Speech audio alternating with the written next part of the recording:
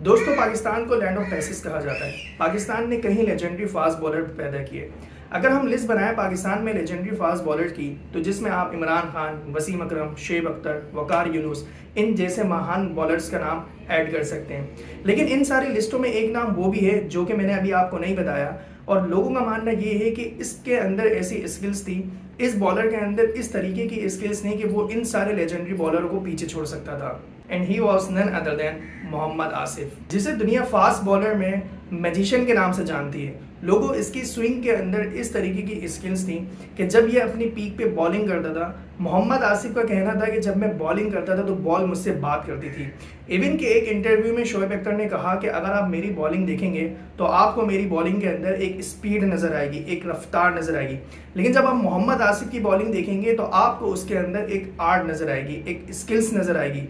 In swing और out swing जब मोहम्मद आसिफ अपने पिच पे फेंका करते थे, उसका लेवल ही कुछ और होता था।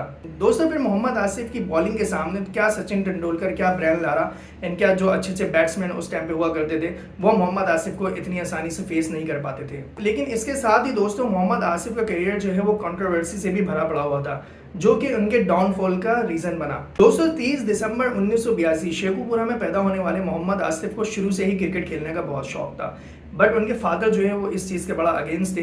लेकिन उसके बावजूद भी उन्होंने अपने इंटरेस्ट को बरकरार रखा और क्रिकेट की दुनिया में स्ट्रगल करते गए, जिसके साथ ही साल 2002 में कायदे-ए-आज़म ट्रॉफी में मोहम्मद आसिफ का डोमेस्टिक के अंडर डेब्यू होता है, जिससे अपनी बॉलिंग स्किल्स के जरिए मोहम्मद आसिफ ने चंद कोचेस की आंखों में अपनी धात बिठा ली थी। दोस्तों, 2006 में पाकिस्तान ऑस्ट्रेलिया टूर पे था, जहां पे सीरीज का दूसरा टेस्ट मैच चल रहा था, लेकिन मोहम्मद आसिफ उसका हिस्सा ना बन सके थे। लेकिन सिडनी का वो मैच बना मोहम्मद आसिफ के लिए डेब्यू मैच। मोहम्मद आसिफ का डेब्यू दोस्तों ऐसा नहीं था जैसे उनसे एक्सपेक्ट किया जा रहा था। अपने पहले ही टेस्ट मैच में मोहम्मद आसिफ को एक भी विकेट नहीं मिली थी। देन मोहम्मद आसिफ ने रियलाइज किया कि इंटरनेशनल क्रिकेट जो है इज नॉट वेरी इजी, जिसकी वजह से मोहम्मद आसिफ को टीम से ड्रॉप कर दिया जाता है।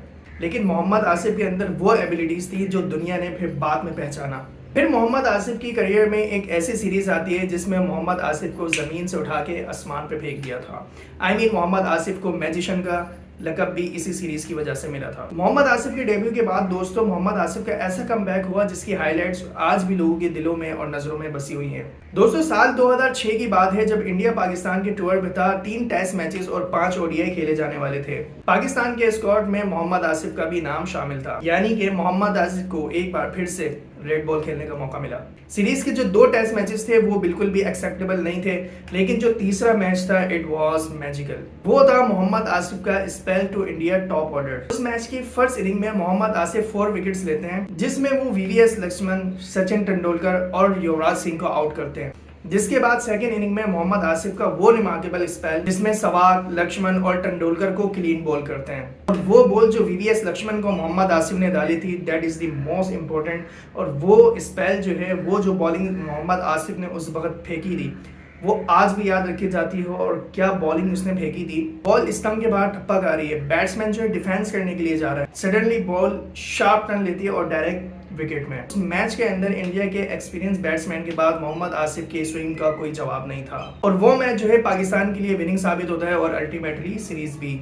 उसके बाद मोहम्मद आसिफ को फैंस की तरफ से काफी सपोर्ट मिलने लगा, जिसके बाद दोस्तों नेक्स्ट टूर जो है पाकिस्तान ने श्रीलंका में करना था। इसमें 2 टेस्ट मैचेस की सीरीज थी और 3 ओडीआई। अब जैसा कि लोग जानते हैं कि श्रीलंका की जो पिचेस होती हैं वो स्पिनर को हेल्प आउट करती हैं, और आमतौर पर जब भी वहाँ मैचेस होते हैं तो टीम जो है अपने स्पिनर्स पे ही रिलाय करते हैं, क्योंकि उन पिचेस पे पेसर्स के लिए विकेट्स लेना बहुत मुश्किल होता है। लेकिन दोस्तों, दूसरी इनिंग के टेस्ट मैच में मोहम्मद आसिफ अपनी करियर की बेस्ट बॉलिंग करते हैं, और यू कैन बिलीव कि मोहम्मद आसिफ इस इनिंग के अंदर 6 विकेट्स हासिल करते हैं, वो भी उस बैटिंग लाइनअप के खिलाफ जिसमें संगाकारा, सनत जसूरिया, महिला जयवर्धने और दिलशान जैसे टॉप बैट्समैन जो है बैटिंग कर रहे होते हैं। आसिफ यहीं पे बस नहीं करते, आगे सुनिए। सेकंड इनिंग में जब श्रीलंकन टीम 109 रन के साथ वापस टीम के अंदर लीड करते हैं और मैच तकरीबन श्रीलंका के हाथ में था, मोहम्मद आसिफ के 5 for 27 रन की बदौलत श्रीलंका को 73 पे ऑल आउट कर देते हैं, और यही नहीं बल्कि साथ ही साथ पाकिस्तान इस सीरीज को भी जीत जाता है। दोस्तों रेड बॉल के ऊपर मोहम्मद आसिफ की ये परफॉर्मेंसेस जो है वो उसके स्किल्स का जीता जागता सबूत है। जो कंट्रोल मोहम्मद आसिफ को अपनी बॉलिंग स्किल पे था, नोबडी कैन मैच। दोस्तों एक बॉलर के अंदर सिर्फ बॉलिंग स्किल होना ही काफी नहीं है,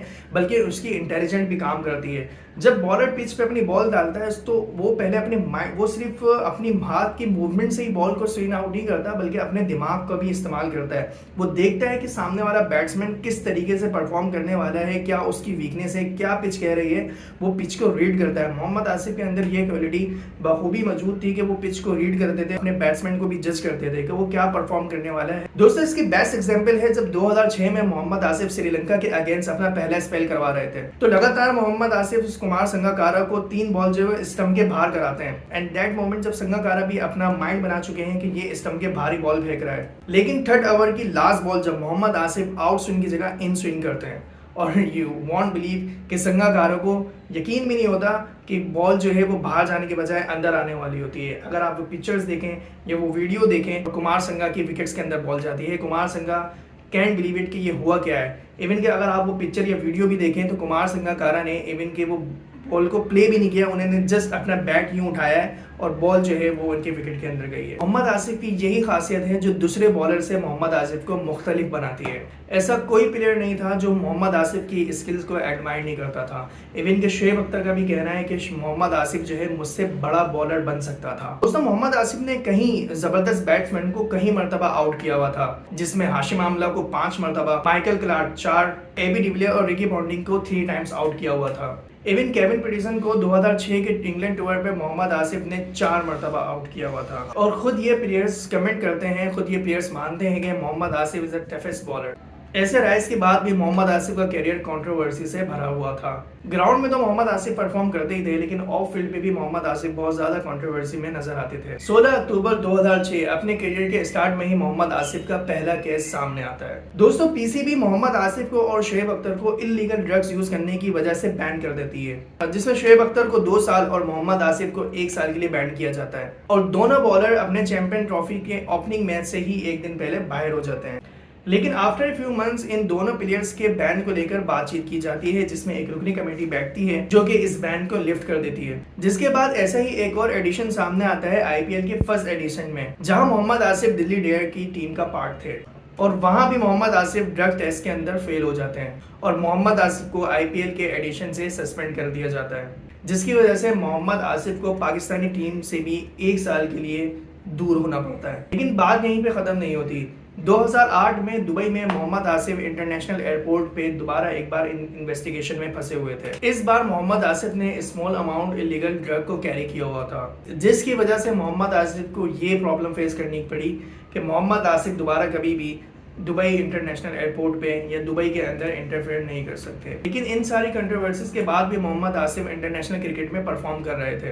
दोस्तों 2010 के इंग्लैंड और ऑस्ट्रेलिया के टूर पे मोहम्मद आसिफ की अनबिलीवेबल बॉलिंग। दोस्तों उसी इंग्लैंड टूर पे मोहम्मद आसिफ अपनी 100 विकेट्स कंप्लीट करते हैं, वो भी सिर्फ 20 मैचेस में। तो मोहम्मद आसिफ ऐसा बॉलर था जो पाकिस्तान के लिए एक बेस्ट बॉलर हमेशा के लिए बन सकता था। लेकिन उसके बाद दोस्तों एक ऐसा स्कैंडल सामने आता है कि जिसके बाद पाकिस्तान के जितने भी फैंस हैं, मोहम्मद आसिफ के जितने भी फैंस थे, उन सब के लिए ये सिर्फ एक ख्वाब बन के रह गया कि मोहम्मद आसिफ पाकिस्तान के हमेशा के लिए best ever fastest and great bowler होते। 10 अगस्त 2010 पाकिस्तानी टीम इंग्लैंड टूर पे अपना 14 मैच खेल रही थी।